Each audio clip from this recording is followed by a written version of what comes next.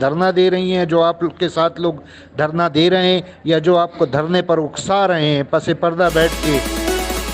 السلام علیکم قمر بھائی، مجھے آپ نے یرغمالی بہن کا طعنہ دے دیا۔ ایکچولی بات یہ ہے کہ میں تو آپ کو ہی فالو کر رہی ہوں نا۔ دیکھیں قمر بھائی، یہ سارا کچھ آپ کا ہی تھا۔ آپ نے کہا تھا جب ہم میٹنگ کرنے گئے تھے، تو آپ نے کہا تھا اگر ہمارے وہاں سے میٹنگ فروٹفل نہ ہوئی، ہمارے پرپوزل پر عمل نہ ہوا یا ہماری تجاویز پہ عمل نہ ہوا، ہم ایکشن پلان کی طرف آئیں گے۔ آپ نے تو پریس کانفرنس کا بھی سوچا تھا، آپ نے تو نیب کوڈ وہاں کا بھی سوچا تھا، آپ نے مطلب ہر چیز آپ نے ڈسکس کی تھی۔ آپ نہیں کر سکے، میں کر رہی ہوں اور میں ایکشن پلان کی طرف آ چکی ہوں۔ تو دیکھیں بھائی، مجھے کوئی بھی آگے نہیں کر رہا، میں آپ کو کیسے سمجھاؤں؟ میں کسی کے کہنے پہ نہیں آ رہی۔ ایک بندہ اگر دور بیٹھا ہوا ہے، کون مجھے کہے گا؟ میں پنڈی اسلام آباد میں خود ہوں، خود مختار ہوں، ماشاءاللہ صحیح ہوں۔ کون مجھے آپ خود بتائیں، کون مجھے کہے گا یہ کرو یہ کرو یہ کرو؟ کیا میری اپنی سوچ نہیں ہے؟ کیا میں کوئی دودھ پیتی بچی ہوں؟ 36-37 سال میری ایج ہے۔ وعلیکم السلام سسٹر، کیا حال ہیں؟ ٹھیک ہیں؟ آپ نے اپنی وائس میں خود ہی جواب دے دیا ہے کہ یہ سب میری پلاننگ کا حصہ تھا، اور آپ نے یہ بھی کہا کہ سیف الرحمن صاحب نے اگر تجویز پر کوئی یقین دہانی نہیں کرائی یا ہماری بات نہ مانی تو سیکنڈ پلان یہ تھا جو آپ کر رہی ہیں۔ تو وہ تجویز تو ان کے پاس پہنچا دی گئی ہے، کیا انہوں نے انکار کیا ہے اس سے؟ انہوں نے تو اس ناقص تجویز سے بھی انکار نہیں کیا جو پراپرٹی کے سلسلے میں جاوید صاحب نے پیش کی تھی۔ میری تجویز تو انہوں نے انکار سرے سے کیا ہی نہیں ہے۔ تو جب معاملات چل رہے ہیں تو پھر سیکنڈ پلان پہ آپ لوگ کیوں جا رہے ہیں؟ یہی بات سمجھ سے بالاتر ہے۔ اور بالکل میں ان لوگوں کو بخوبی واقف ہوں جو اس وقت آپ کو لیڈ کر رہے ہیں، اور آپ کو وہ خود اپنی وائسز اور آپ کی وائسز مجھے ڈیلی بیسس پہ شیئر کر رہے ہیں، میرے ان باکس بھرے پڑے ہیں۔ سوچنے اور سمجھنے کی بات یہ ہے کہ جب کوئی منصوبہ بنایا جاتا ہے تو اس پر منوعن عمل کیا جاتا ہے، اس میں امینڈمنٹ یا تبدیلی کا اختیار نہیں رکھا جاتا۔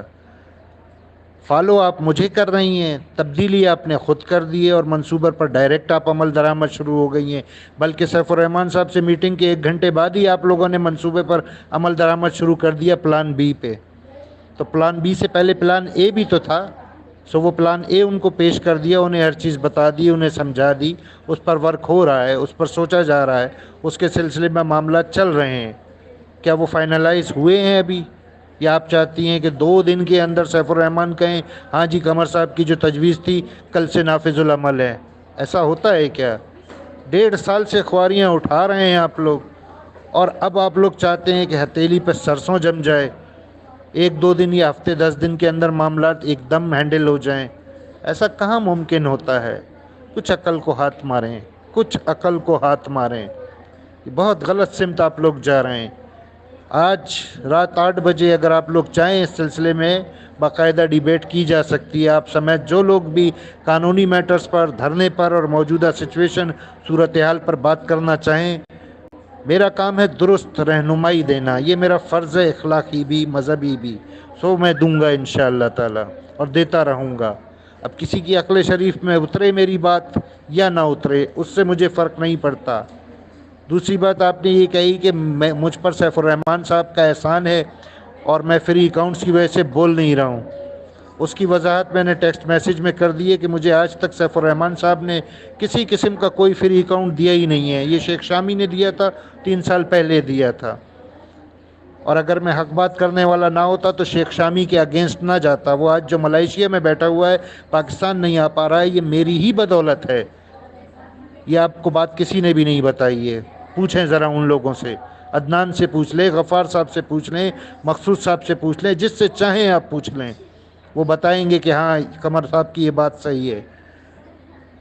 تو آپ مجھے طعنہ دے رہی ہیں کہ میں فری اکاؤنٹ لے چکا ہوں اس لیے نہیں بول رہا ہوں۔ آپ لوگ تو ابھی جمعہ 4 دن سے بولنا شروع ہوئے ہیں، میں 1.5 سال سے بول رہا ہوں۔ اس وقت آپ لوگوں میں اخلاقی جرت کہاں تھی؟ جب کار کمیٹی لائی گئی تھی سامنے، جب ایکٹیویشن چارجز کی ڈیمانڈ کی گئی تھی، ایکٹیویشن فیس کی، تھی کسی میں اخلاقی جرت؟ آپ کے اس بھائی میں اس وقت بھی تھی اور آج بھی ہے۔ اس وقت بھی میں ہی بولا تھا، آج بھی میں ہی بولا ہوں۔ فالو کرنا اس کو نہیں کہتا ہے کہا جاتا ہے کہ آپ 99% اپنی مرضی چلائیں اور 1% میں مجھے رکھ کے آپ کہیں کہ میں تو آپ کو فالو کر رہی ہوں. اگر میری تجویز سے یا میری بات سے کمپنی کو اعتراض ہوتا ہے یا ان کی لیگل ٹیم کو اعتراض ہوتا ہے اور وہ کہتے ہیں یہ ناقابل عمل ہے،